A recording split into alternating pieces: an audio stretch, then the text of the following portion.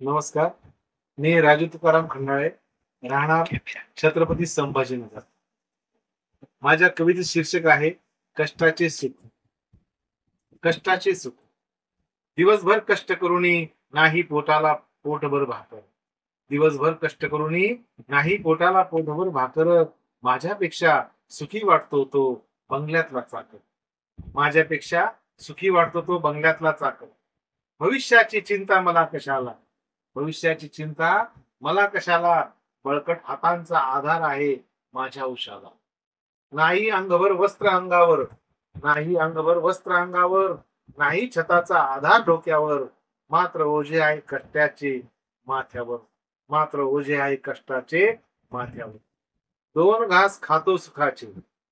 नाही सरत दिवस हे दुःखांचे. दोन घास खातो सुखाचे.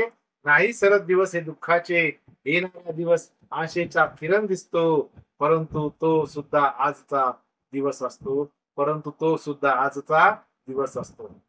भाकरीतच चंद्राची शीतलता अनुभवतो.